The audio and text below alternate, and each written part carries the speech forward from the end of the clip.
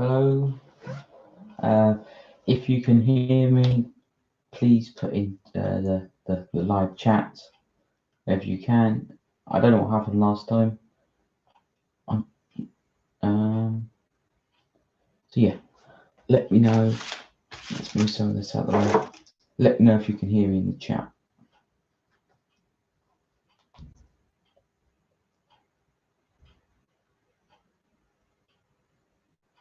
I will start doing my things if you can hear me. Can you hear me? Okay, you can hear me. Good. I don't know how long the latency is with this. Okay, so viewers of this fine channel, we're doing some streaming, and yes, we're going to be finishing off this Airfix 176 scale Panther tank, and I've got decently far through it. The next part is going to be finishing off the camouflage. We need to do a few more coats of this. The colour I used for that, which I'm actually not entirely sure what I used. Let's get the right paint out. I think it's this one. I think this is Tamiya XF9. I think it is. So we'll be using that probably. Honestly, don't know. Let's put that over there. Let's try and get a bit closer without knocking the camera too much. So, brush. Let's use this one. And anything you want to talk about in chat, like suggestions for what kits or what models you want me to make on the channel, or what I should do with the Panther, perhaps. I'll get the box so I can put it in the background.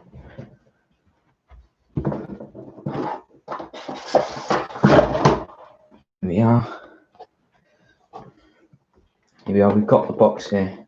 So yeah, it's the let's get it a bit more on shot. Let's a Lancaster bomber. Well, perhaps, yeah. I've never built a very particular. Well, I've never built a Lancaster. First of all, I haven't built any bombers. Where would be a good place to put this? Perhaps.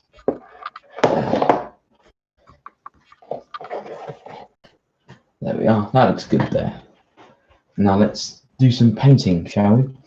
I'm not going to be able to use the fancy cameras for this stream. Hopefully, another one I'll do. I'll be able to use them. But I'm pretty sure the stream crashed last time was something to do with the latency. For some reason, it selected it to be on really high latency. All right. So get some of this XF9. And any questions you'd like to ask, feel free to ask them. I'm just going to make sure I've got everything set up correctly.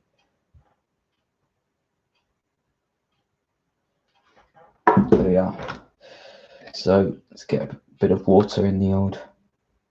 I'm not going to fill this paint particularly that much because we're not using too much of it.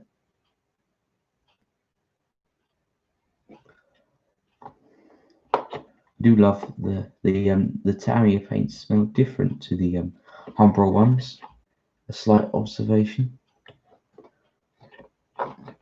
I've made as I've been using the Tamiya ones for about a few weeks now, and yeah, I quite like them. I quite like the glass pot.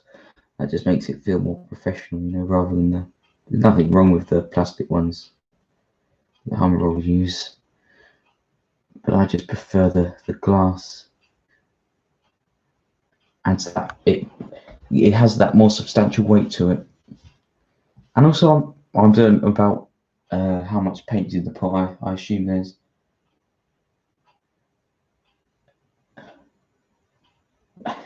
I appear. What's going on in chat here then? Oh yes, I believe the Panther was a tank. Don't quote me on that though.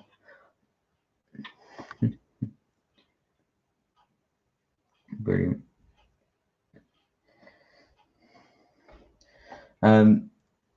Yeah, and I'm sure the paint pots have the same amount in them because, well, they cost, I'm pretty sure the same. I think it's either £2 or £1.80, one or the other. It probably varies where you go, but I normally get my paints from Hobbycraft.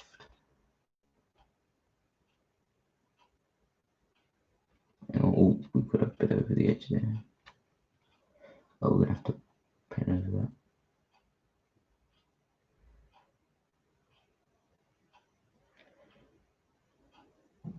Yeah.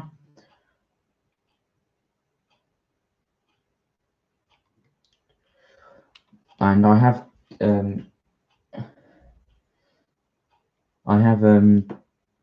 let's take the tie off.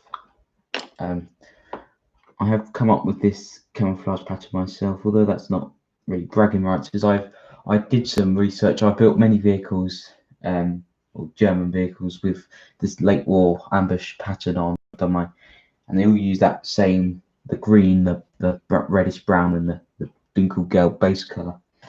And so it's just a matter of using those three paint colors to make a reasonable looking camouflage out for them. And this one, I sort of amalgamated a bunch of different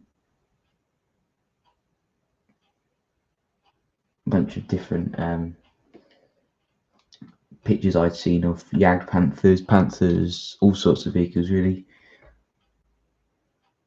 as it would have been painted differently, crew by crew and division by division. So yeah. Hello, welcome viewers, new viewers. Feel free to subscribe if you haven't already. Beans or sausages? Well, I don't like beans, baked beans. That is. So that's gonna have to be. I'm gonna have to go for the sausages there. If that's a disappointment, I can only apologise.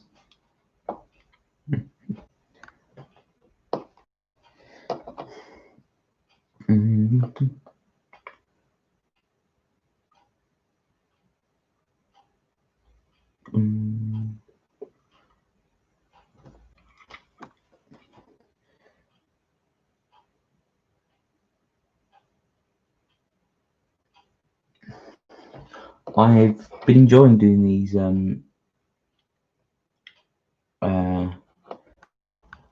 FX 76 scale kits. They're quite an interesting thing to do because they're very easy to build. They're, well, with some reason. Oh, well, that's unfortunate, isn't it? You have to subscribe because I prefer sausages. Well, I see, I understand the logic behind that, and I can't disagree.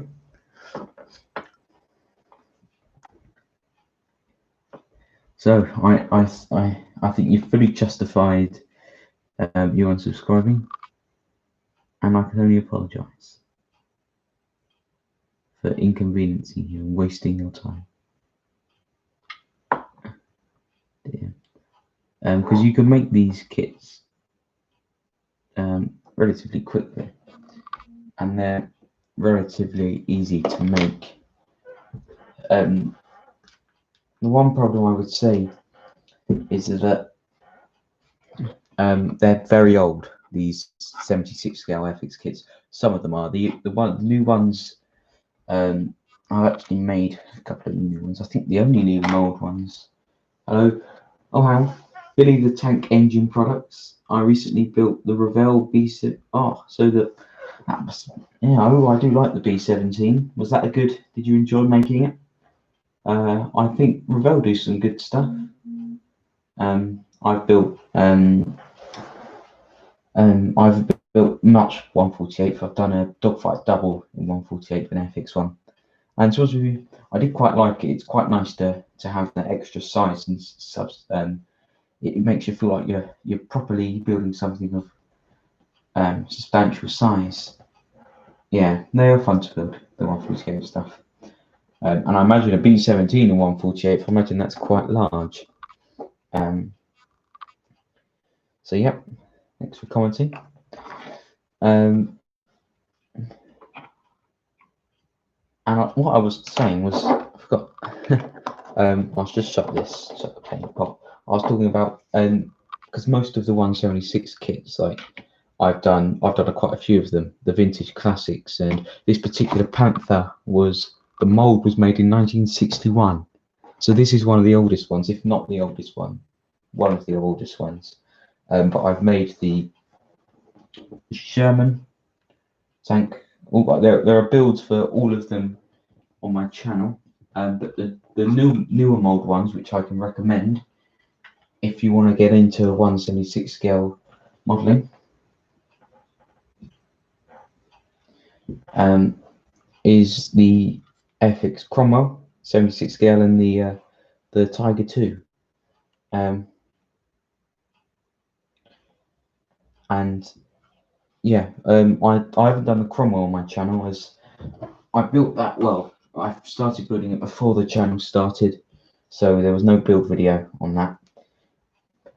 But that's the only one of my tanks that hasn't got a build video on it. And although I would say the King Tiger, although it's more modern, is still not a. There are a few issues with it. The tracks, the rubber tracks. I don't like the fact that they use those rubber tracks, and although they do the job, I just think the way that Revell do it, with them just looping into each other, and you don't have to either fuse them or staple them like I normally do together, is a much better system. But they do the job. And the reason I would say to recommend the Cromwell is, I'll get it back, is it doesn't use rubber band tracks. These are molded tracks. They're all one piece. You put the first set of wheels on, then you put the track on, then you put the next set of wheels, and it sort of locks it in together, and so you get the weighted effect, and it looks very good. But yeah, and it makes a nice model of Cromwell, although not the best model, well, best tank. I mean, the Cromwell was rife with issues, and although it was very fast, extremely fast, it was alright. I mean, it was far better than some of the stuff the British were using at the start of the Second World War. I look at you, the Matilda 1. That was an interesting tank. But the Cromwell, yeah, suffers from what many of the British tanks of that era suffered from, like the Churchill suffers from it as well, is poorly shaped armour, poorly designed, in the fact that there's a lot of flat edges. Like if I say compare it to the Jagd Panther, you can see right at the front there's the flat edge with the machine gun, and on the Jagd Panther, well, that's got all the sloped armour in the world, and it would be much more effective if it was sloped. And if you took a shot at the front armour there, you'd be in lots of trouble, especially if it was of any of the tanks. The Panzer IV could have quite easily dealt with you if it hit the front. Thank you for commenting. And yeah, sloped, and much like the Churchill has the same issue, very much the same design at the front. And also another problem it had, it was very cramped. And the hatches that you had to get in and out of were, you could fit out of them, but you'd be hard pressed if you had anything in your pockets. And what I was going to say something else. And also, of course, all British tanks suffer from having very bad reverse gears. But I would say that's a problem. That's more of a quirk, because we British don't need a reverse gear because we shouldn't have to go backwards. Yeah, just painting the bit over the whole machine gun now. We'll do the smaller details at the end.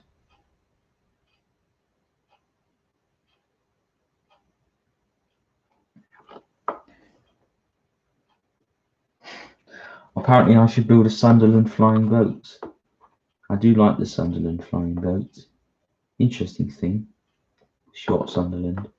Although I wonder if there's. Oh no, we've really messed that up.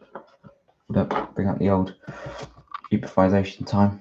Get a wet brush with it.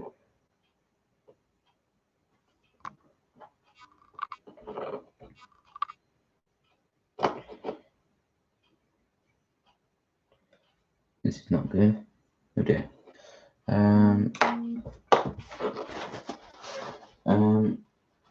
Yeah, that's what I was thinking. I was trying to think of something. I can't think of any manufacturers off the top of my head that do a short Sunderland in, well, even a model. And if I were to do, I'd probably do it in 1/72 scale. We've really messed up that. We'll have to go over that with the desert yellow once this is dried.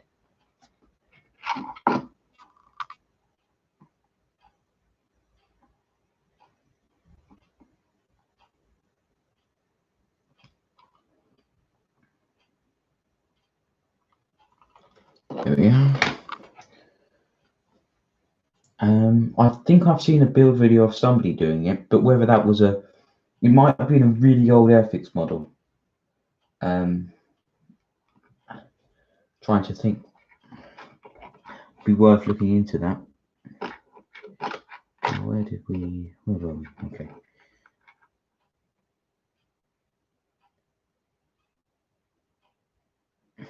Right.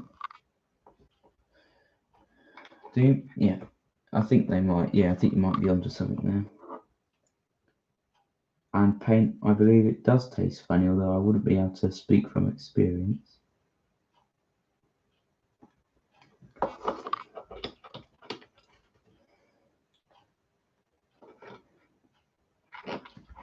So,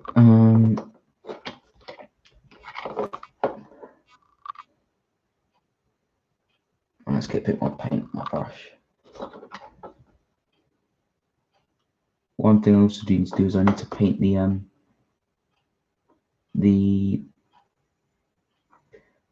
tires on the road wheels, because I haven't done that. I probably should have done that while they were on the sprue, but when you see the build video, you see why that would have been difficult. And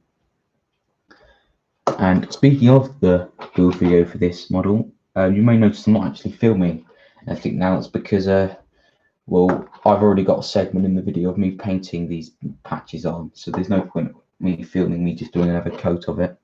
But that build video, I've done some experimenting with new camera angles and up close and different. It's basically what I've done is, painting the tires on the tanks and even on the planes. You probably have to do it on your B17. Oh, it's just annoying because you've either painted the rim and then you might even get some black paint over the rim of the wheel. And when you go back over it again with the correct color, you might get more on the tire. It's an absolute hassle. That's what I found annoying with my P40, which I do need to finish also. They are just annoying, but it has to be done.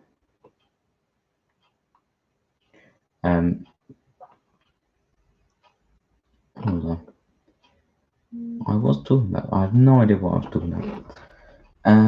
Oh yes, new build video. Oh, Italeri have done one. Oh, well, that's quite good.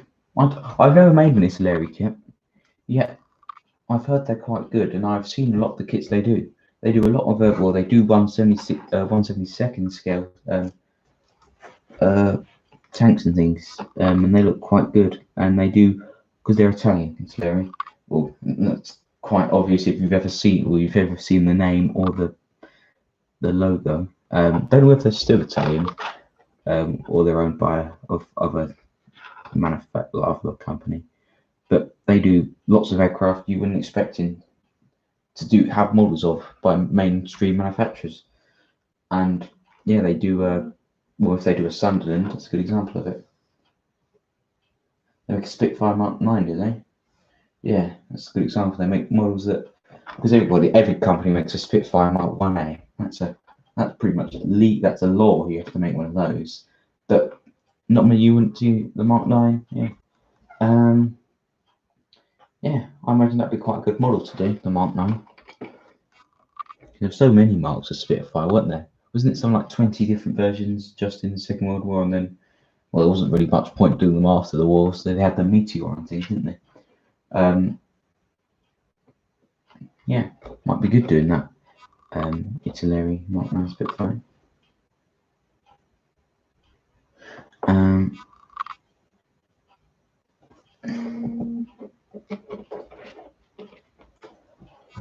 on.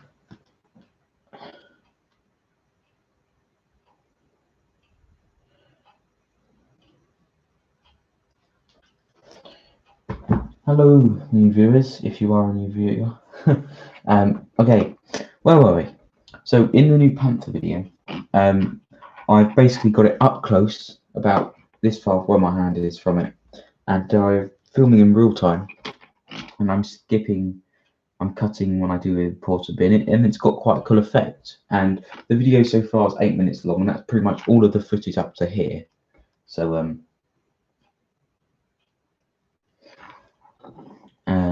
and so it wouldn't be much longer than 8 minutes. And if when I upload it, hopefully will be soon, you can tell me what you think of it.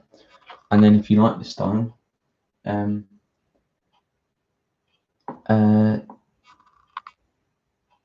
was that? I'll continue doing videos like it. It's not an inconvenience to me. They make a Spitfire Mark 5C, yeah. Like 5C, yeah, I imagine. Is that because I've done Airfix Mark 5B or A or B. I'm not entirely sure. Trying to think, it might be one of the desert versions.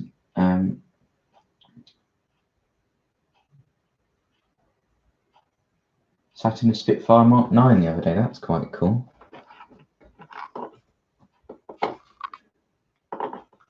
Love to go sit in there because I don't believe there's many Spitfires left remaining, and all the ones that I don't know what marks they are. I think there's very few, if any, Mark 1s or early Spitfires. I don't know how many Hurricanes there are.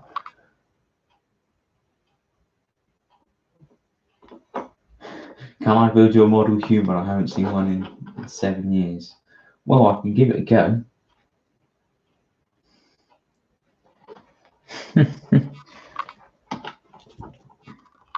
I've never built a model human before.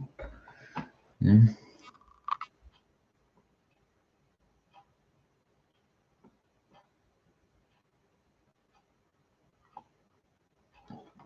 Right, let's move on to the turret while that dries.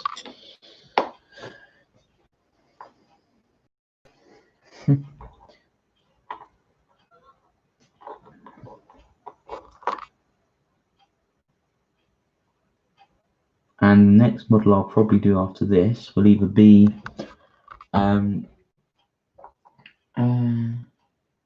one Lancaster bomber still flying. Oh, that is a sad fact. Because they made thousands of them, didn't they? I wonder how many there are, or if there are any that exist, or bits of them exist, but obviously don't still fly. Well, if it doesn't fly, what's the point of it, really, isn't it? It's a plane, that's what it was built for. Because I went to the Imperial War Museum recently, and they had a bit of a Lancaster bomb. They had like the front section with like the cockpit and the front gunner and things. And yeah, because that was only a small part of it, you could really get a feeling of how massive the thing was.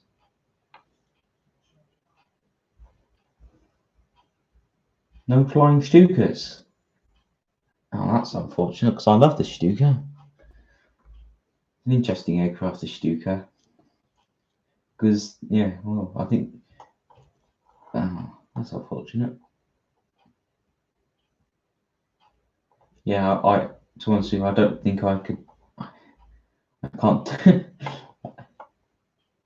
Yes, I'm sure my modelling skills will be useful for repairing a 4-engine heavy bomber. When will I do a kneecap reveal? Oh, when I hit 100 subscribers, I'll do a kneecap reveal for those who want it.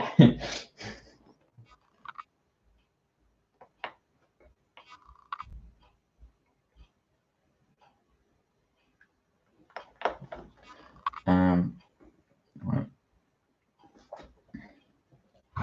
Can't wait. Yeah, me too.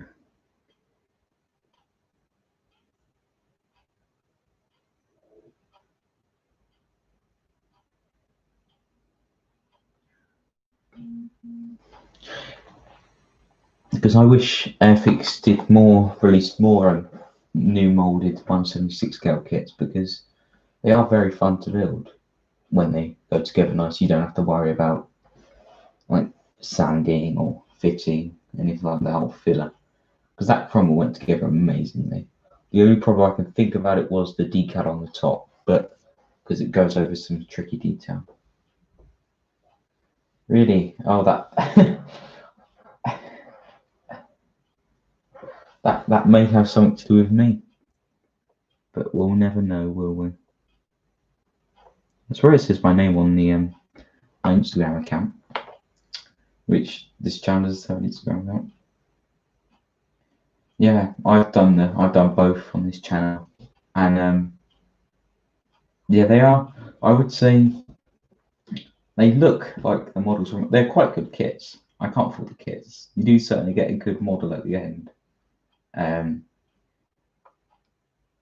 But I think out of them, because the problem I found the T34 is it came with the type for the T3476 and the T3485 variants. And now I modelled mine as the T3485, as the later war version, which I think it comes in about 44 of that version, has the 85mm gun.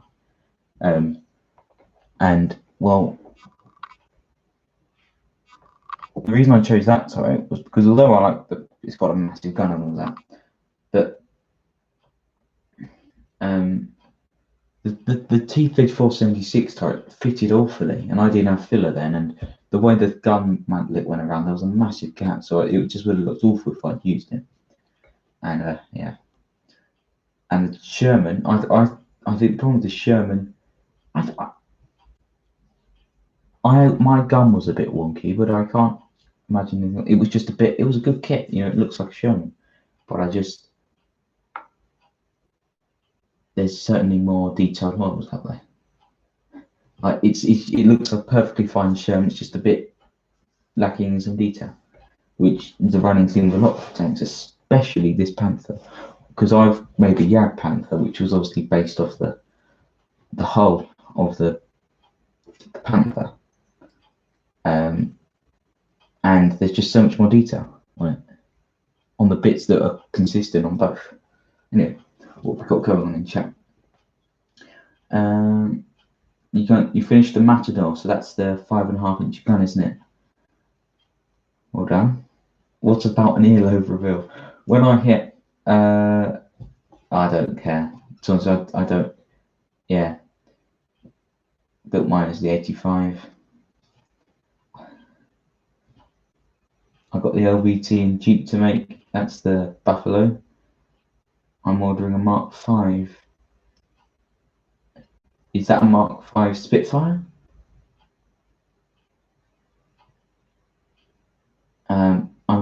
If you are going to stream, I won't be able to watch it because I'm quite busy at the moment. But I'm sure it'll be good.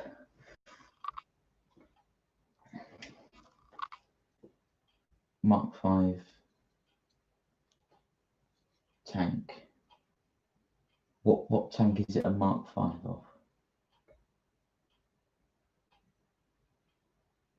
I'm trying to think. It's not Panther, is it? That's the Mark 5 Panzer. Interesting about the Panther is though, early 1944. Because obviously this is the Panther's also the Panzer 5 or the Panzer Mark 5. But it was given the name Panther. Oh, the female tank. Oh yeah, the World War I one. Oh yes, sorry. That's a cool model. I want to do a World War I tank because they're very interesting things, aren't they? There's the the looks and the ideas and all that.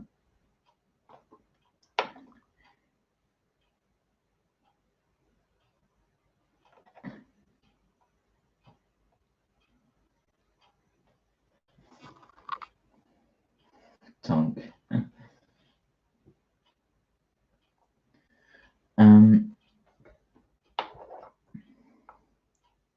Because when the problem I have with Revell kits, like I don't know whether this was like it on your 148B17, was some of the instructions. Well,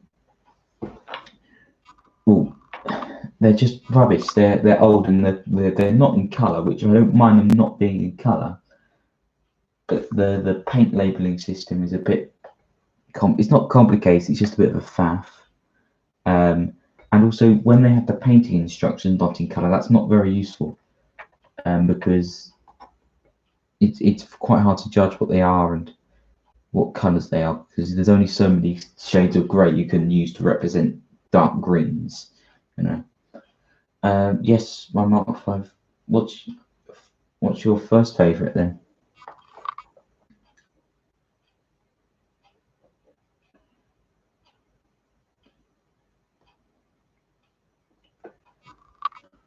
There's an emoji there, or whatever that's called.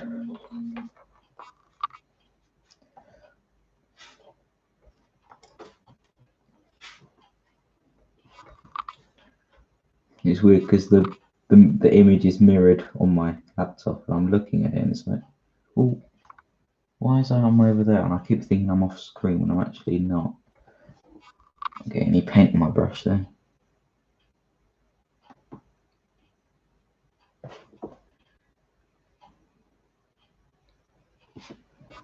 Instructions were lazy.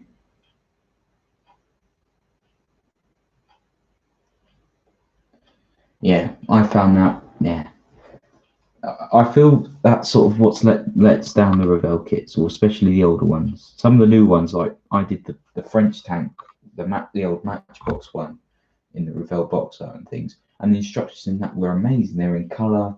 There were loads of paint schemes. It was brilliant. It was like I built a kit from the 70s and then went one straight to now. Although the kit I'd actually made was only a few years old. It was, well, maybe 10 years old, 20 years old. It was the I can't remember. It was the Fokker DR1, the triplane, the Red Barons plane, and luckily I didn't need complicated. There weren't complicated paint instructions, well, because I was doing the Red Barons version of it, so it's just going to be red, simple.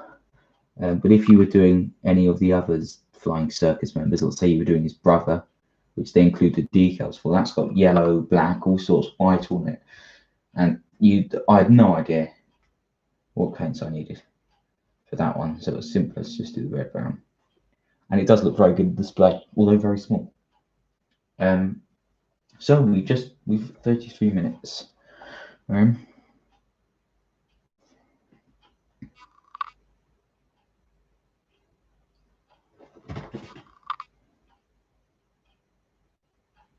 Okay, so the type's drying. Oh, is it time to do the wheels? I don't want it to be, but I've got to do them.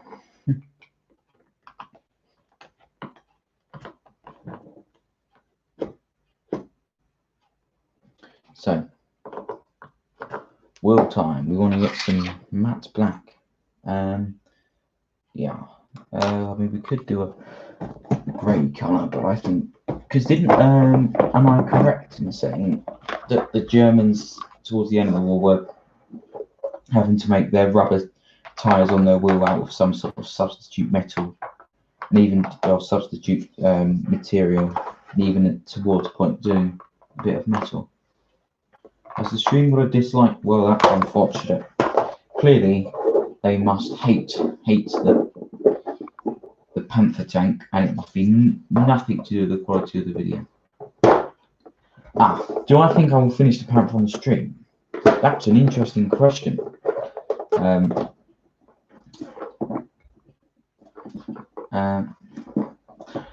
Well, I say hopefully we'll definitely get far. we'll definitely make progress, but that's pretty much a guaranteed. If we don't finish it on stream, I will finish it on a stream, maybe the next one or something. But I hope we should definitely get quite far. We should be able to get all the painting done. Well, see, the steps that we've got left are maybe touch up on. I was holding it to my laptop, thinking you could see it. I've just taken it off screen. We've got maybe a little touch up on these dark red patches. I had a few dark red dots in with the green. We're going to do the black tires on the road wheels, and obviously we got to paint the grills at the back, the machine guns, the exhaust, and all that. That shouldn't take that long. And then of course after that we've got the decals to do. Then we've got to wait for them to dry. And then we've got the weathering, which won't be too much. That'll just be a few chipping and a bit of mud. I don't want to do too much. And your favourite crocodile, favourite tank is the Churchill crocodile. Yes, the Flammenwerfer. If you're German. Yeah, interesting tank, the crocodile, because it was very effective at its job. Because what was interesting about the crocodile was because it was by far the best flamethrower tank of the war. You can't argue, or the best flamethrower of the war, because you had the Bowser in the back, didn't it? The buggy that. What mud mix do I use? The mud. I sometimes mix Humbrol. I don't know what paints you use, but I've got and I have got a Tamiya one, which I did use on my Jagdpanther that I did, which is don't worry about that. That should be fine. I do sometimes use XF64. Maybe on its own, I might mix that with Humbrol 29 Dark Earth. I might mix. I sometimes do it different every model. I might mix 110. That's a wood acrylic with 62 with a bit of other black or browns, greys. Just want I dropped something on the floor. Just going to get it.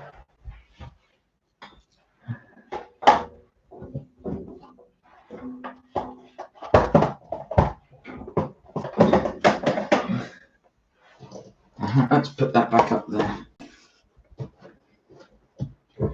So a variety, really. Whatever I've got out, and it might be the same as the last model. I might dry brush some stuff, but it's really any colour that looks mud-like. I put some. I normally just use the paint out of the pot because it's simpler that way. I'm probably more efficient with the usage of paint. Let's be honest. I don't want to do it too thin. That's the thing. To get the mud texture, you can mix the paint. You want the baking soda and removals. Oh, so does that give it a thicker, add some more inconsistencies in it? That's a good idea, that. Thank you. If a tank had diorama, do you think it would be effective? No. Well, are we talking about Minecraft here, or are we actually talking about armor plating made out of diamonds? Diamonds are very tough. But it would weigh an absolute ton, and weight's a very important factor in that. If it was made out of real diamonds and things, I just don't think it'd be very good, because the weight, the engine you'd need. How big's this tank? I mean, the gun and all that. The weight. First of all, it's a bit of a silly question, because you'd never make anything out of diamonds except a diamond ring or something. It'd be very heavy, very expensive. You'd need a very powerful engine that would be overworked. I mean, it would be tough to beat, but the thing is, it wouldn't be able to catch up to anything. It'd be awful off-road because of the tracks and suspension. You'd need to take the weight of that. would be ridiculous. But also, I suppose it would have the added factor if it was reflective of blinding enemy crews. But I can't imagine. I would say if you just say we had a Panther here and you replace the same density of metal and things and the thickness of the armor with it here. So this is is it a 44-ton tank, isn't it? It's a Panther G, isn't it? I don't know. The box just says Panther. I don't know. It's either because the way they're labelled, the Panther. I don't know. Say it's a 44-ton tank. You've replaced the same amount of metal with diamonds. I don't know how much more that would weigh or how much less that would weigh. Well, I don't see why you'd want a diamond-plated tank. Seems because tanks will be shot at. It's like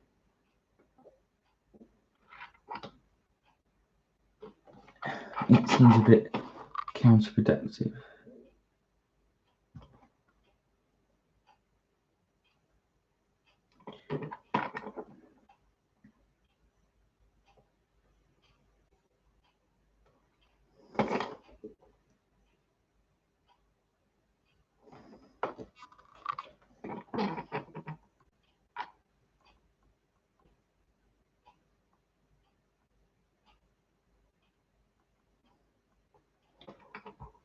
But what about heat weapons like high explosive anti-tank weapons?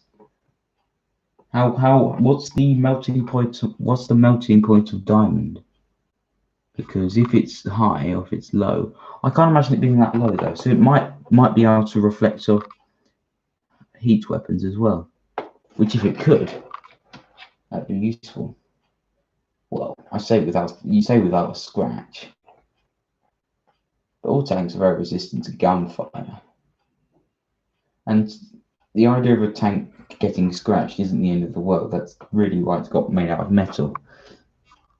It still wants to be good.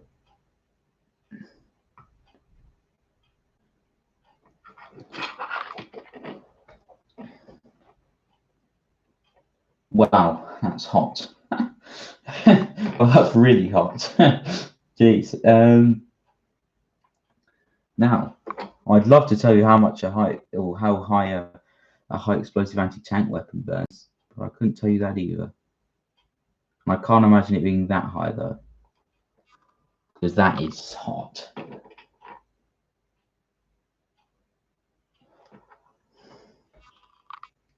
It's an interesting thought, a diamond tank. But it's not an interesting thought in the fact that, well, if it was an interesting thought, they could actually make tanks out of it. But they wouldn't, because I doubt there's enough. No military can afford making it a tank. No military can afford making anything out of diamonds.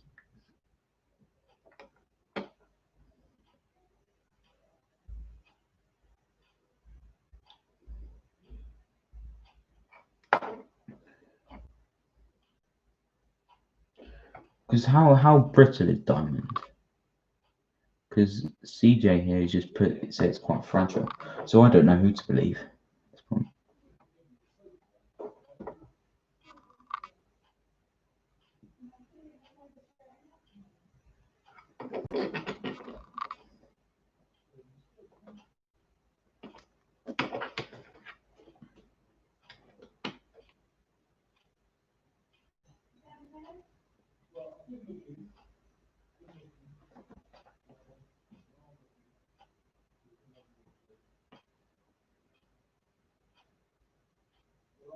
But whether the fact certain diamonds are more common than what we'd normally assume is diamonds doesn't matter either, because if it was a viable option, they would have made one, wouldn't they? Because they've experimented with all types of tanks. They've experimented with gyroscopic things, and I mean, look at the Tsar tank the Russians designed for the First World War. They only ever built one, and it was scrapped, but it was an experiment. They did it. It was massive. It was rubbish. It really wouldn't have worked. What we know now.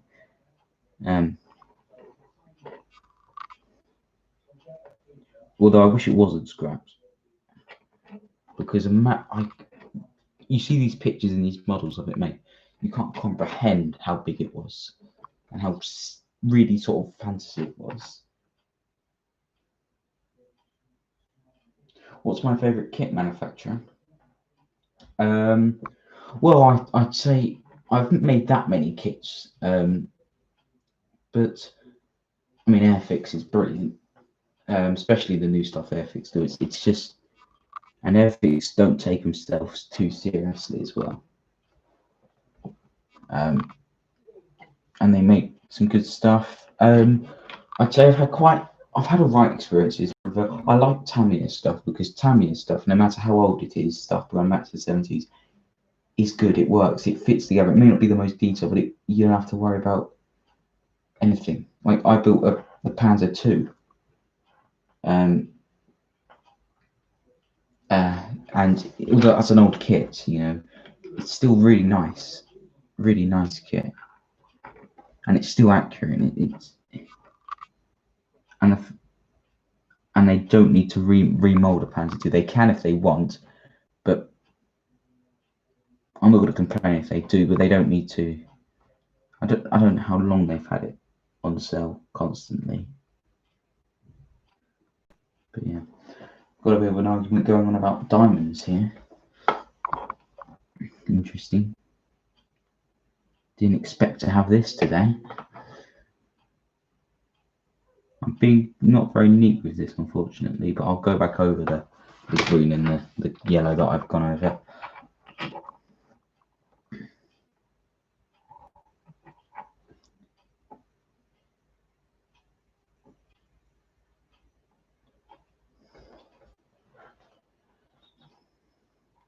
But do I have a kit stash? Well, I mean, everybody has a kit stash.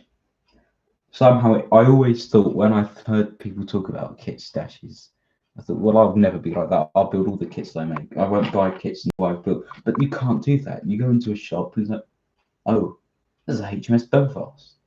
That's quite cool. I'd like to build that. You buy it, and then you sort of know it. So you say, oh, that's the next model I'll build, and then it happens to be where you find actually that looks really cool. Let me get that. So then that's your top priority. So the HMS Belfast you built is no longer top priority, and you may never build it. And then you develop, because I haven't got a massive kit stash, because I haven't been doing the hobby for too long. But I have got a kit stash. I've got a couple boats, a Red Arrow, my Tiger. It's not that massive. I've got two Tiger kits. I've got the Airfix Vintage Classics one and the Tamiya one. I can't do the Airfix one though because it's missing a part. But they are trying to. They've only just reopened the missing parts thing due to coronavirus, and so they've got a big line of backup lists to deliver and things. So I'm on there some. They haven't forgot about me. They've reassured me. Because customer service is quite good at Airfix, yeah. Got the Tamiya Tiger, the Airfix Tiger. I've got the Airfix Red Arrow, the starter set, the following that. I've got the Airfix Titanic in 1:1000 scale, the Airfix Belfast in 1:600 scale. I think that's it. It's not massive. It was bigger, but I sort of had a moment where I managed to build 4 tanks, and that sort of brought the kit stash down a bit, and I've been quite active at the moment. What's nice about modelling is though, when you do build up a stash, it's one of those hobbies where it's not like you'll always have something to do. You'll always have a kit. It's like you can never say, oh, well, I've got nothing to do, And I think anybody who says that, unless they physically have nothing, they have no tanks, no kits to build. That's the only time. But yeah. What kits do you have in your stash then? If you have one. That is. It's impossible.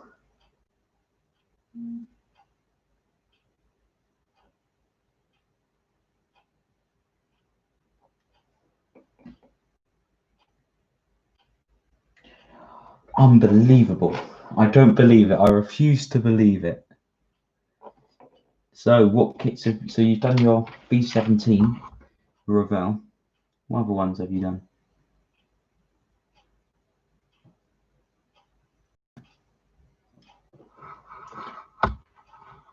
Yes, I've seen the Messerschmitt they've done, Tamiya in, because Tamiya don't normally do too much in 1/72. They do a few things. They do a Mosquito. I don't know if they do it anymore. I'd love to get that kit. Because a Mosquito 1/72 skirt is quite hard to find, but a Tamiya one would be amazing because it would go together well.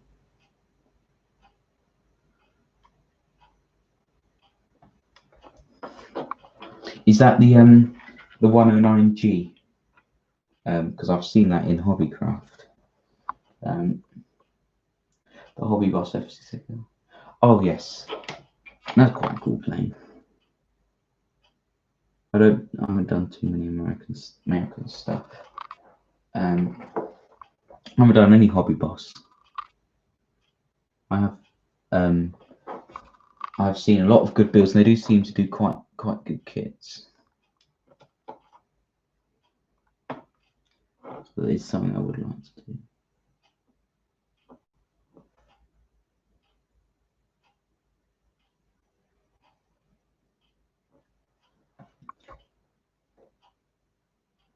Yeah, I don't know the extensive the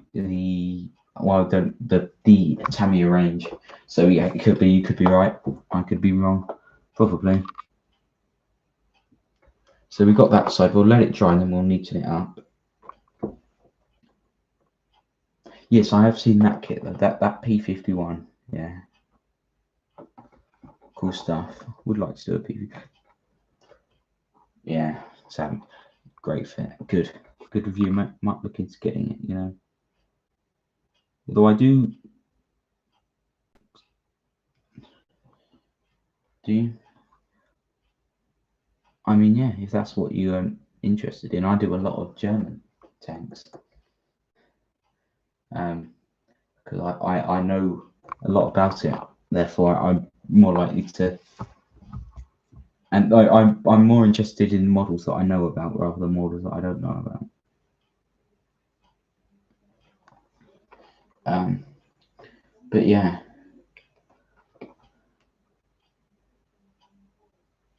Because some of the American stuff's quite cool. I mean, the B17 that you did, the Fireforge, that's always cool. I like the Super Fortress. Is that the B29? Or is that because the B25 is the Liberator, isn't it?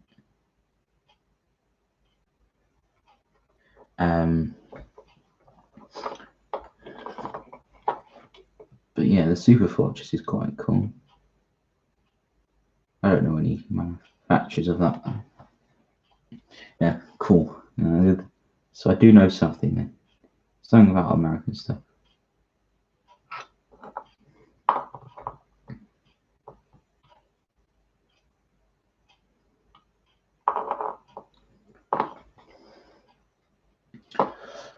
I quite like the Focke-Wulf 200, the big 4-engine German plane. Quite an interesting plane. I think you can sometimes call it the Condor as well. I know Revell do a 1/72 scale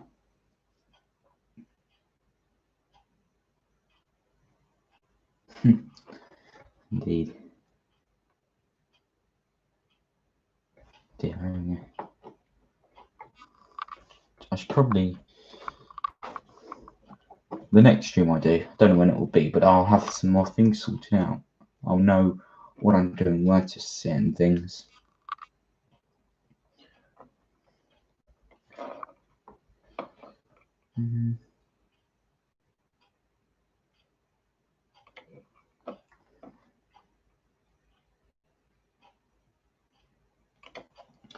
But what was I going to say?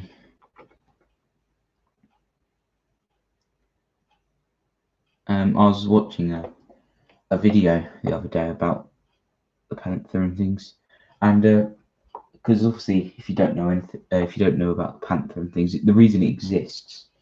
What's your favorite scale model channel on YouTube? Well, that's interesting because there's a lot, and I've watched quite a few, but I quite like Model Minutes. He's very good. He does some quite good stuff. And what's nice about him is he doesn't use an airbrush and things. There's nothing wrong with using an airbrush, but it's nice because a lot of the scale modelers on YouTube do these great like works of art, and they're done with an airbrush, and that's fine. But also, I don't have an airbrush, and it's always nice to see with him. Oh, you can do that, but with a paintbrush, which is nice.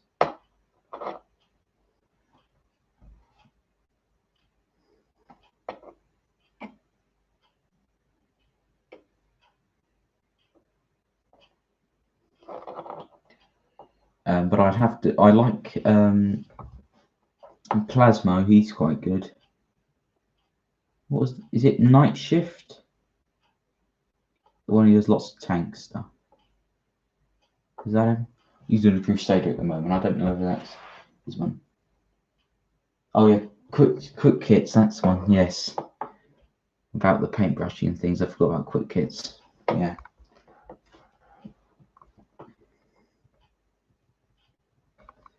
Get a bit more water in the black paint. Yeah, we got a bit of a black paint issue here. I've got so many of these Humbrol 33 small pots because you get them with the starter sets and things, and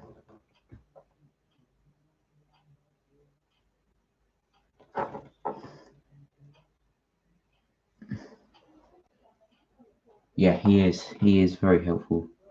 I watched some of his videos, like especially the ones for the decals and things, because I'm now not that bad at decals, but before they petrified me, they did, and it'd be the worst part of the model. But now, I would mess them up. It wasn't unprovoked by fear of decals, but I can now do them quite confidently, and so far it hasn't gone wrong. Me sort of confidently doing it. So yeah, but I use Decal Fix for my decals because it's relatively cheap, and it does both things in one. Because you get the some things you get like the model. I'm trying to think now, what's it called? Micro Soul, Micro Set. They're quite good, and I've seen they've got good reviews and things, and lots of people use them.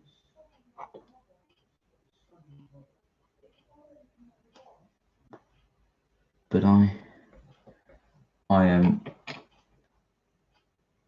think because Decal Fix was the reason I got Decal Fix was because I could. It was in the shop where I was. I didn't have to get it offline.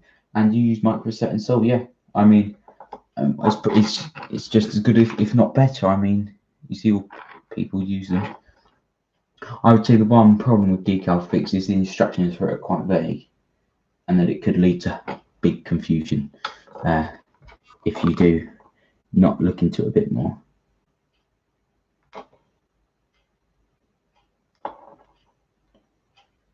I'm just going to paint over these wheels completely because I want to get the wheels and not the tires a nice edge. I can do the inside with more accuracy later. So that's why if you see the black going over quite a lot, it's because I'm trying to get it done so that dries and I can repaint the dots, because I wasn't quite happy with the dots anyway, like the mottling green. Are they? Well, yeah, that's reasonable. You just get what's available to me. That's why I got Decal Fix, because I picked it up in Hobbycraft. And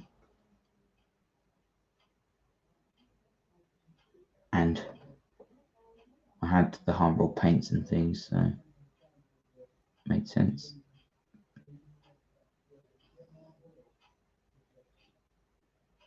Also, one thing another reason I struggle with Revell is because they've got so many scales.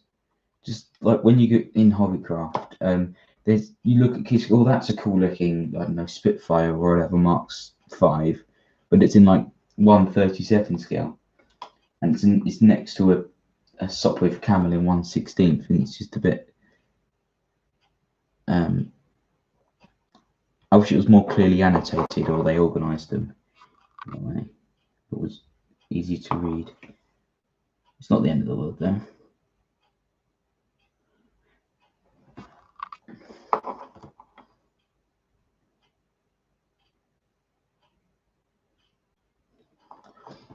I was on YouTube Studio and my Harrier video.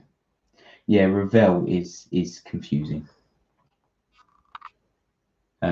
And my Harrier video nearly hit 300 views. It's it is my most popular video. That's good. It's got like over 100 views in the last 2 days. It's ridiculous. Some of my videos just grow insanely, and some of them fade into non-existence.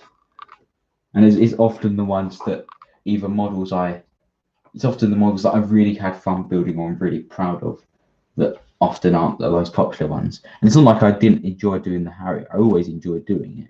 That's why it's a hobby. With the Harrier, I had a lot of issues with it just because some of the fitting was poor. A lot of the issues were with me. I rushed things.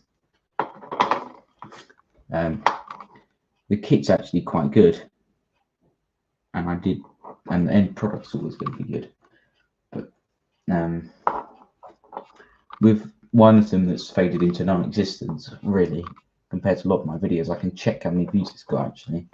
Let's just pop the lid on here. Is my build of this kit. I can grab it because it's just on my windowsill. Well, because it was a 3-part series. It was of the Char B and FT17, the Revell kit, the Matchbox one.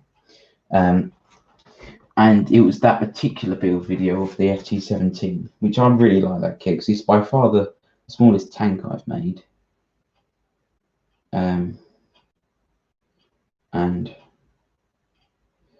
Let's just quickly have a look. Where is it?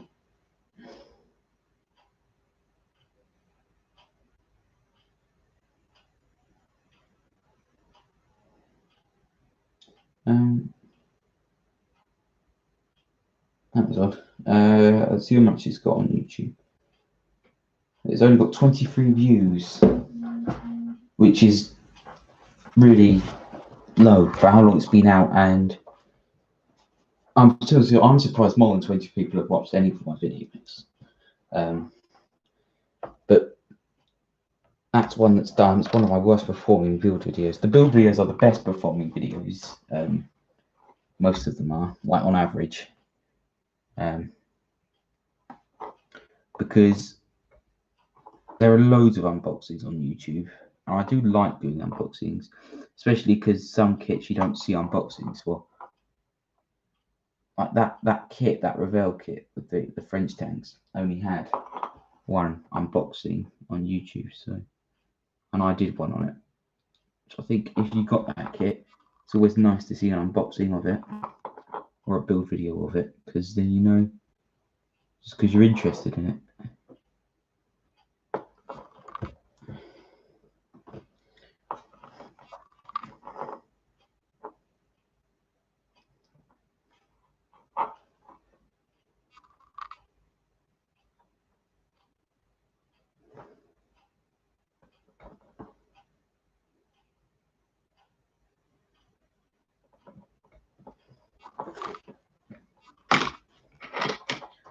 Let's get under here.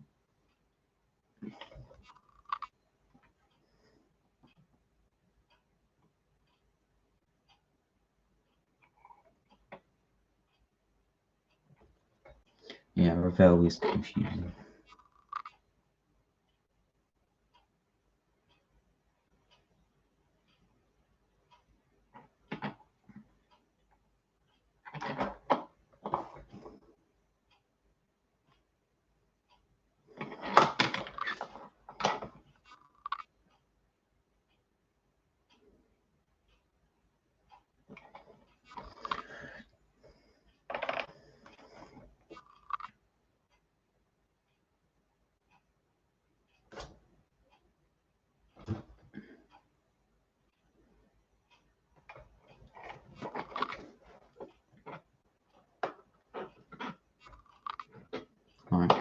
let that dry for a bit, and we'll try something a bit more on this turret.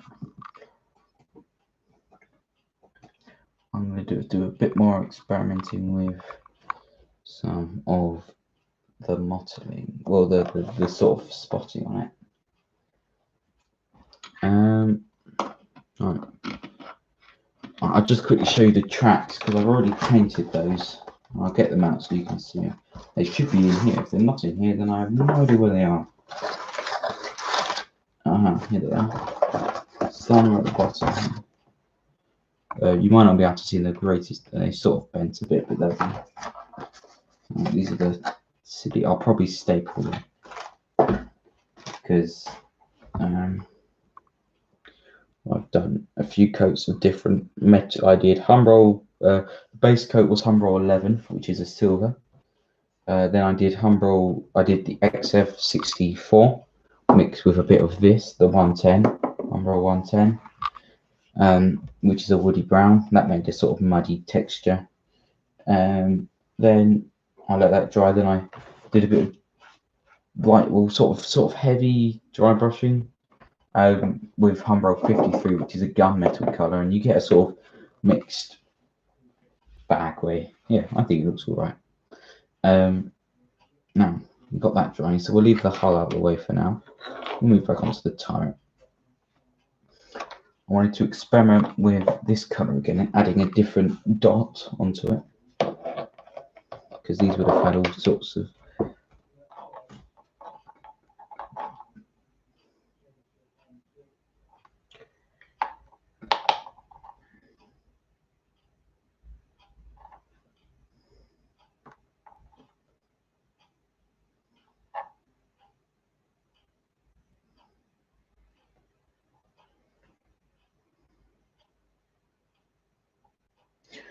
with chipping, I either use just a very fine brush sometimes for some bits, or dry brushing if there's lots of raised detail, or a sponge, perhaps a small bit of a sponge along like world seams. Although the sponge technique is hard for 1/76 scale because it's so small that you could struggle to make it seem realistic. 1/35 the sponge is definitely the way to go, I find.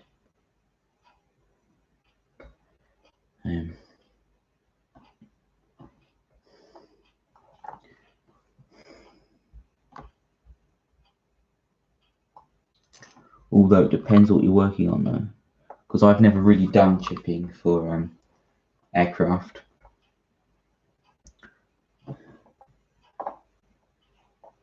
And with tanks is you can be a lot more, because you can assume it's been had a machine gun fired at and bits of shrapnel blown in its general directions a few times. So chipping can sort of be any small metallic dot, maybe even a few scratches and things.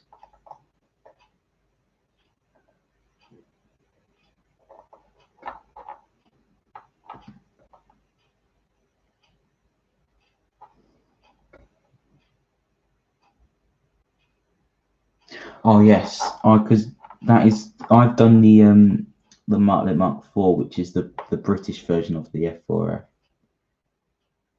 and it's a brilliant kit. The only thing I would say is because I'm pretty sure it's pretty much the same kit, the F4F World, the Martlet Mark IV. And yeah, I did the wings outstretched, but I found that the fuselage halves, there was a bit of they didn't go together well. I found you needed either filler or sanding or a lot of patience and different, maybe cut off a bit of the fuselage. But the landing gear on those kits is very complicated in real life, and they do a very good job, the Airfix versions, of making it easier. It's actually quite fun to build, not difficult really at all.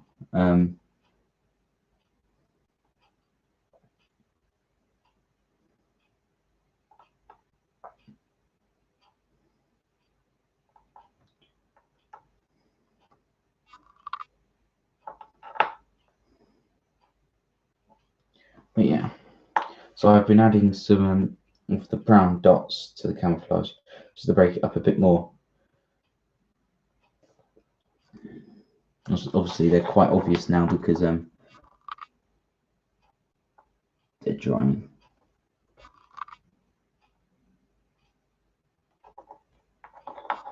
But as they dry a bit more, they'll blend in a bit more. Because camouflage is an interesting concept. It's not a very new concept, obviously. But certainly towards the end of the war, the Germans really did need camouflage was the top priority, because obviously the Allies have air superiority, and you've got things like the bombing, so the Typhoon. So the Typhoon's rockets weren't a very effective method. Looks good. Is it included? Is this, if this is in reference to the Panther? No, it's not. The where did I put the box? The only paint scheme they include is this. It's on the back of the box. It's simple. All it is Humbrol 94, which is the base color to this. Which way? Where's the camera? There it is. And black and silver. And I made this up based off some images and things. And it's not too difficult, and that's a nice simple paint scheme. And I just decided not to do it because I wanted to do something a bit more interesting. It's mostly made up, this.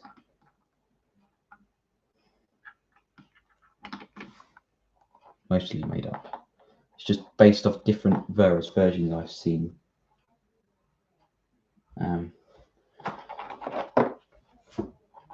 Okay, let's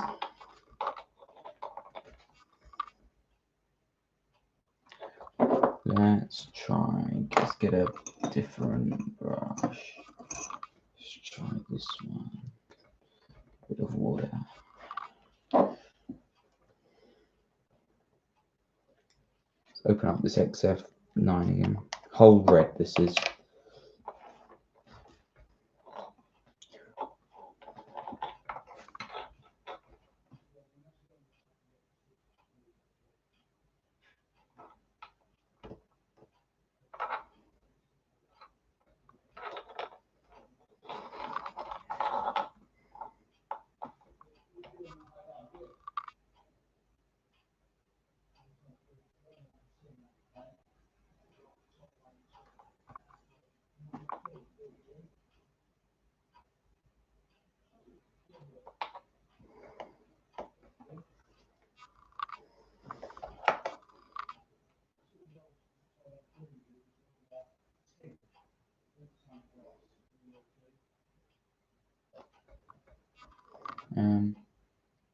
My fate. That's a good question. That built so far.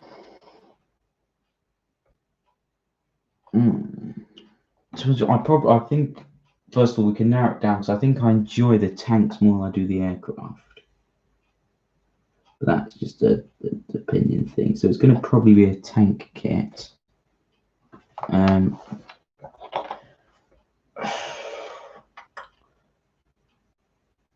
Well,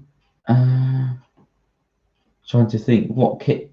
It's more of a case of I'm looking at I've got my tanks on a windowsill just behind this general direction, and I'm looking and thinking what tank did I have the least problems with. I think to be honest with you, interesting things I've got to talk about a bit, because let's just get the paint off that. I'll bring it over. I'll let this dry anyway. It's probably one of my most recent builds I've done. It's my Revell, or the Matchbox Revell Jagd Panther model. This one with came with the diorama base, which looks really good. Well, it was molded really well, and I did some all right painting on it. But what I love about this model was because I started it about 2 months ago, and you can see probably in my quick update video that I did a while ago, if you've watched that I was talking about how I was nearly done with it, or so, and I sort of did I was going to try to do. I don't know if you've seen the pictures of the German tanks, but with the pink oxidized metal camouflage on them. And I was trying to do that, but I got the pink wrong. It was far too light. It basically looked like sort of a. It was very girly. It didn't look very good. So what I did was I thought, well, I'll come back to that. So I put it on a shelf and I started a Navigator. I'm trying to think, what did I? It might have been a plane. Anyway, it sort of got put back in the box for a bit, and I forgot about it. To be honest with you, and then whilst I was building, the P40, which is not finished yet, but it's coming to completion here. I said, well, I need the paint to dry on that, and so I decided to crack out the diorama base for this, and it was not unpainted, it was all built, but I decided I painted it, I gave it the base color, I sort of finished it within the evening. I quite enjoyed it, and I thought, well, this is quite good. So I repainted over the previous camouflage I'd done on this, and I started with green, and then I sort of got a bit carried away and finished it within a few days. So yeah, and it's not like I didn't enjoy any of the, although it happened over 3 months. There wasn't a period where I had any issues with it.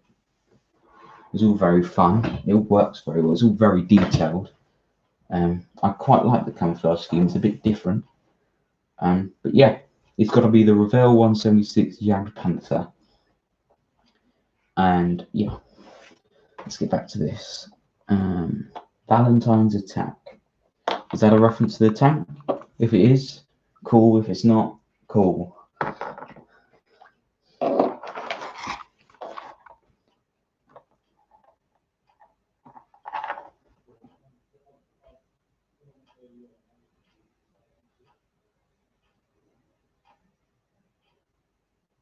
What's the favourite model you've made? Billy the Tank Engine Productions. Seeing as you asked me, only polite to ask back.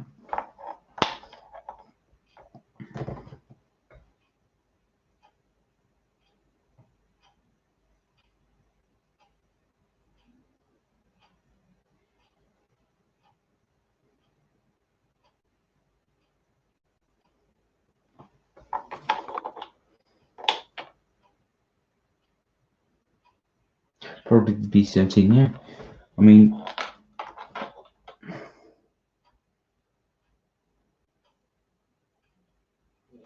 B17 is a cool plane. Interesting history and all that. But yeah, it's quite good.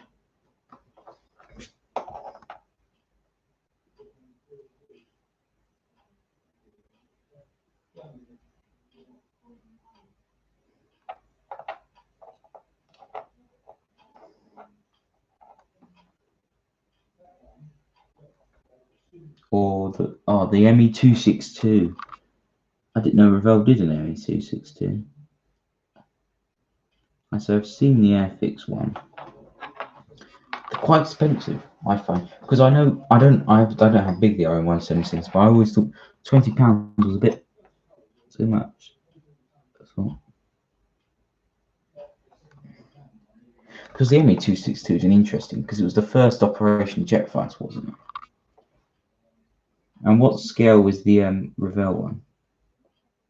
At 148, like the B17, was it?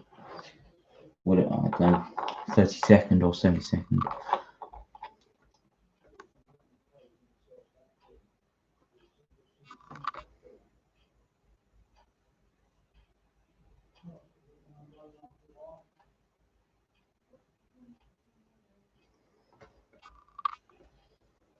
One 72nd.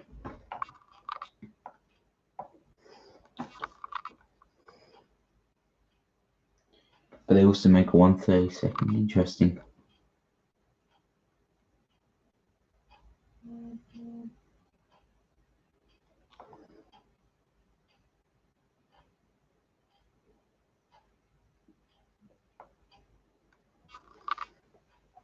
Now I think we're pretty much done on the turret.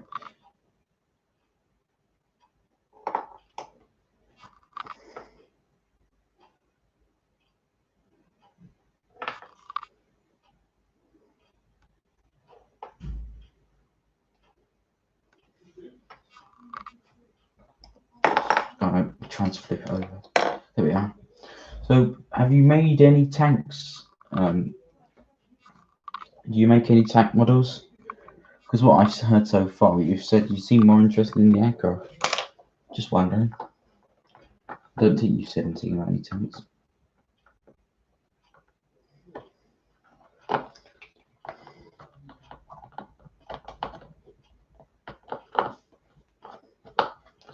Right, we probably could have done this, so we'll wait for the tyres to dry a bit more. Yeah, we're definitely going to be very close to doing the decals. Whether we'll get the decals on is interesting.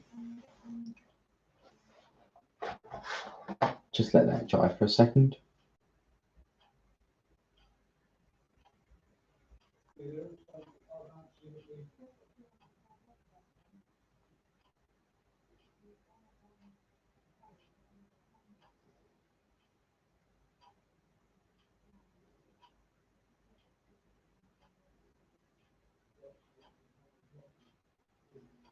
I mostly build aircraft, but do some tanks too. My recent tanks are the ones.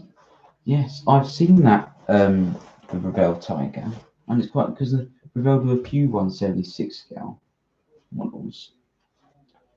Was that a good kit? Would you recommend that kit? Because I quite like the Tiger.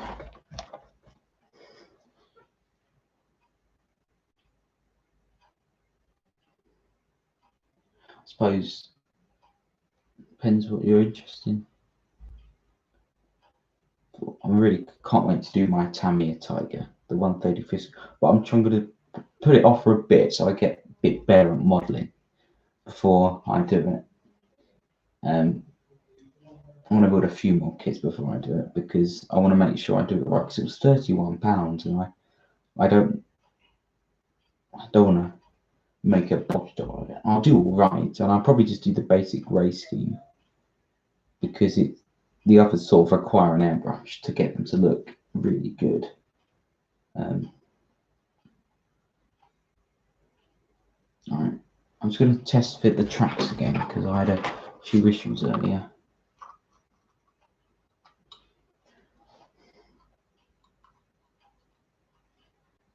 Oh, I know what you mean. I've seen some stuff like that. Yeah, they are.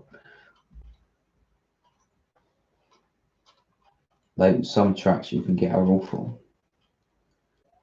But yeah.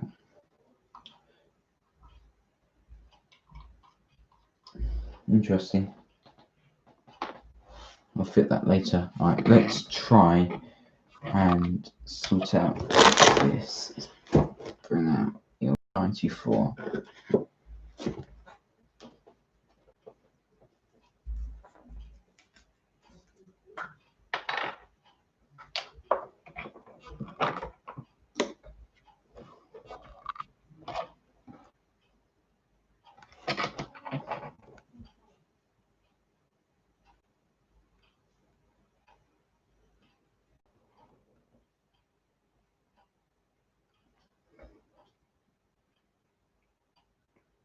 For these cutting mats are very good.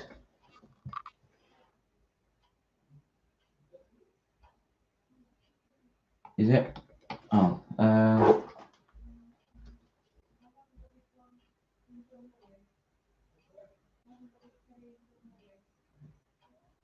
is it back? Don't know much to do about that right now.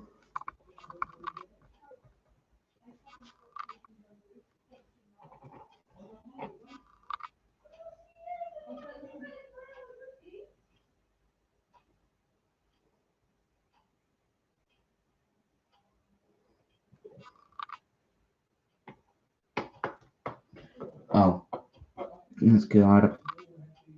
Why it crashed again?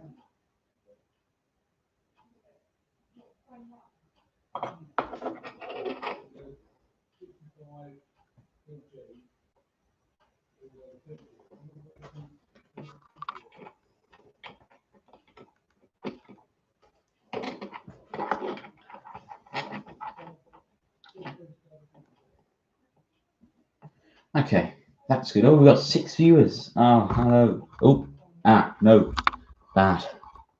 I got too excited, so I need to kick the camera over.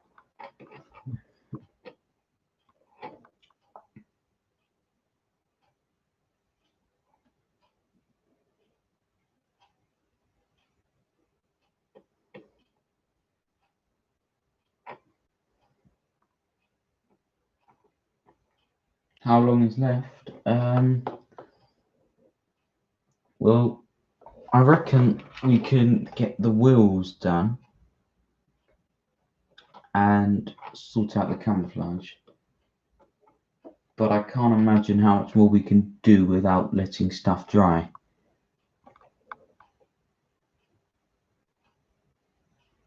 But chances are, if we do get all that done, there'll be another stream tomorrow.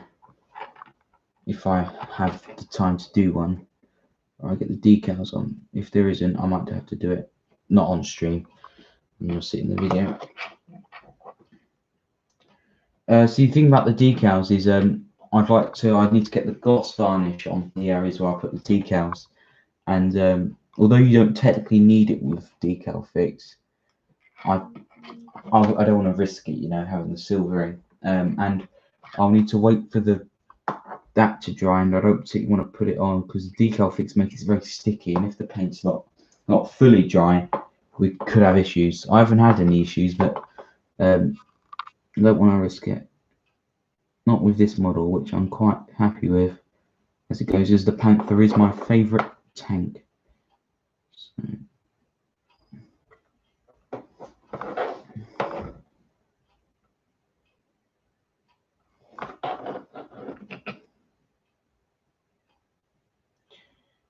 But don't worry if I'm boring you, it won't be ages longer. Just to see. So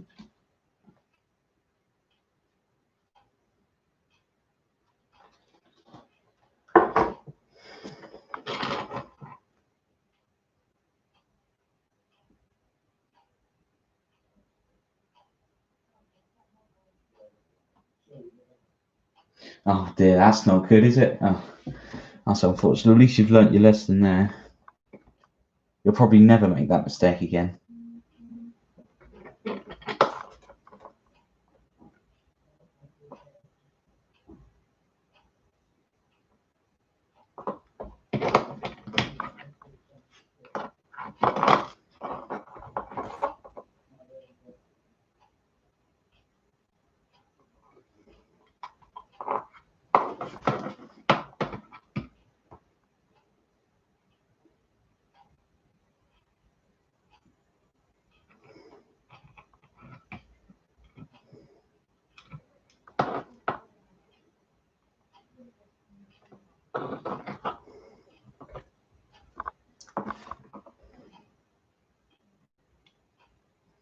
I must admit this has been a lot more successful than I thought it would be at first. I didn't think I'd have people watching most of the stream. Obviously, you're probably not solely watching this, you're probably doing something else. Same time, which I can't blame you, that's what I normally do. That's what I do. Hello, didn't do that.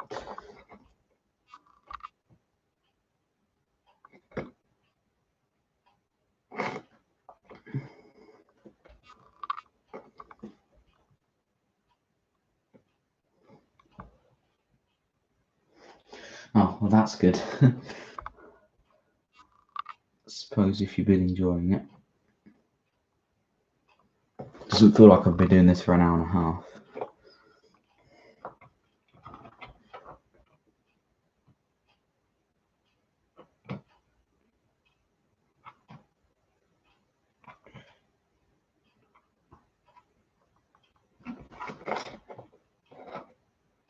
Been watching since 14-minute mark. Wow, that is some dedication.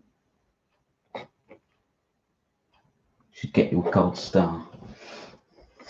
Been indeed.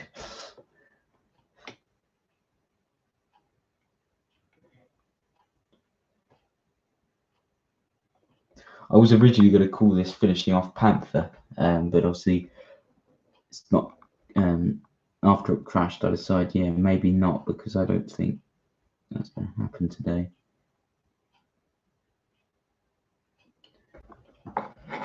We should be able to finish it off in another video. Right, let's.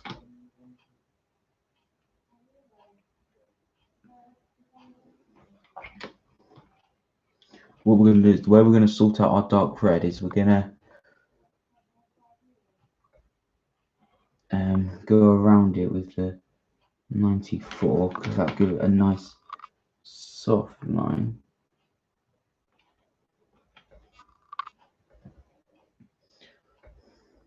And then we can go over the green dots with other green dots and red dots as well.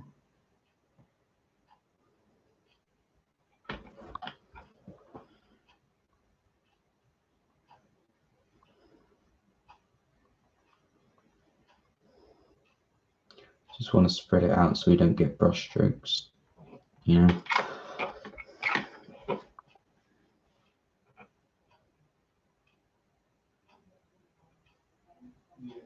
Yes, I've had that definitely with black paint and also with flat white paint as well.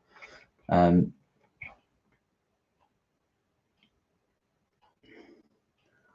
do have a gloss black. I've not always got it to hand, and I do try to use it when I can. But I don't have any tips for anything. I can always say thin it, but then it's always quite annoying if you have to do multiple coats or well, more than 2 coats really, because if it's a tire, you sort of want to get that over and done with, but you also want it to be a smooth finish.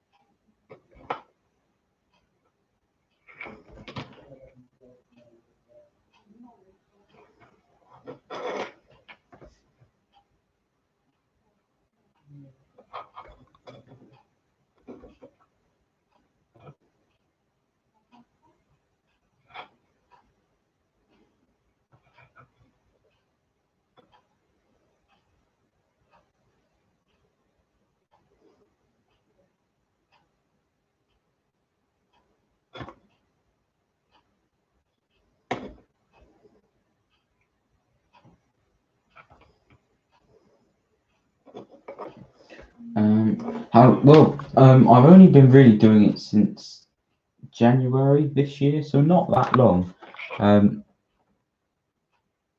That may surprise you. That may not surprise. I'm not the best, and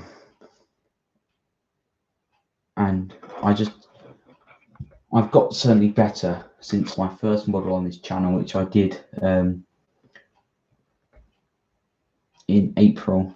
I started it in sometime in April this year.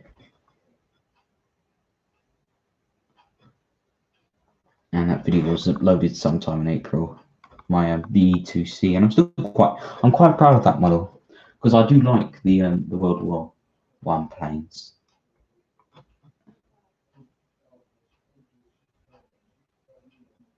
I'd love to do a Sopwith Camel, and I know Revell do a 1/72nd, but I find it's quite hard to track down. So I don't think it's in proper sale anymore, but you can find it maybe on Amazon or somewhere.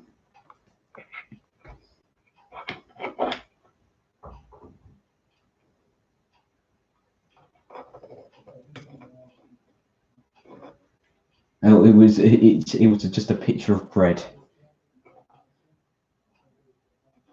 You've been making models since April. Oh, that's nice. So how many models have you made then?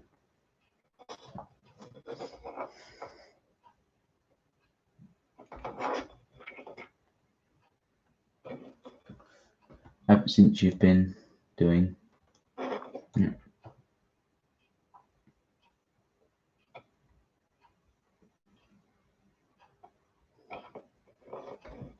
Quite a few, yeah.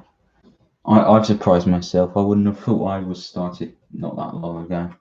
And I've made quite a few now. Yeah.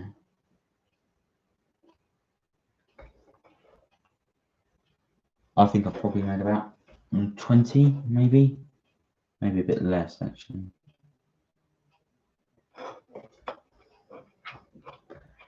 But it's not a competition. Although if it was, I would be winning.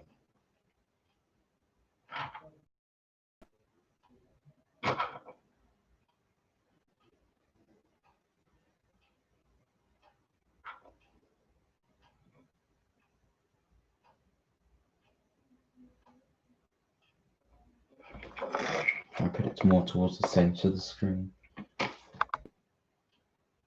I would. I haven't because I'm not a member of Ethics Club.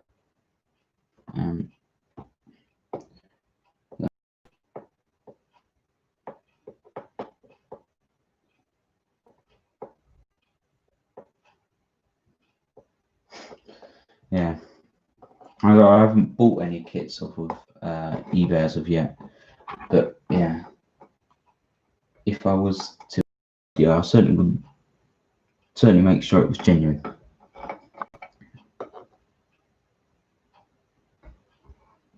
Message go adios. Right, I think we're probably going to be coming to the end of what we can do tonight, as it's limited by the paint drying and things.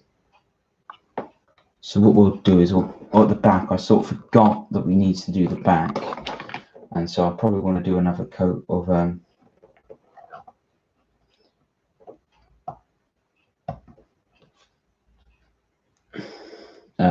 XF9, and then we'll see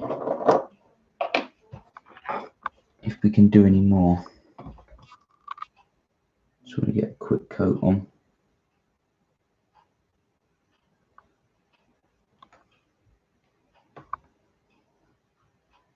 So I will say modeling's been quite a useful hobby for lockdown because it's all about being inside and things.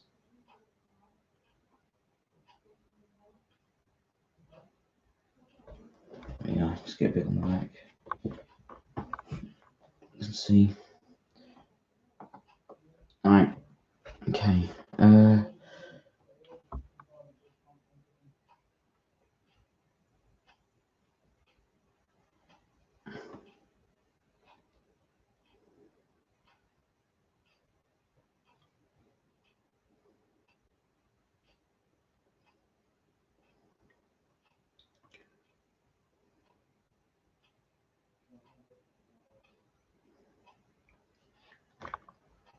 So I did a bit of a touch up on there. I would say the turret is mostly done.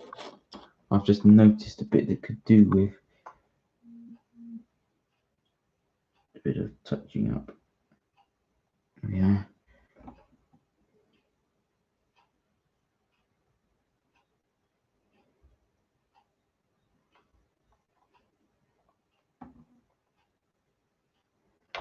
Maybe I will leave that. So, viewers, I think probably going to come to an end here. Thank you for watching, as always. We've been very successful. Yes, we've just got over 100 minutes. I didn't actually plan that, but I think it's quite good that. I mean, there'll be other streams, and there may be ones longer than this, probably, maybe shorter as well. But yeah, we've been very busy, and so yeah, thank you for watching. There'll be more. We'll finish them maybe tomorrow. There might be another stream, but yeah. Goodbye, everybody. Now I just need to figure out how to end this thing. Probably this one.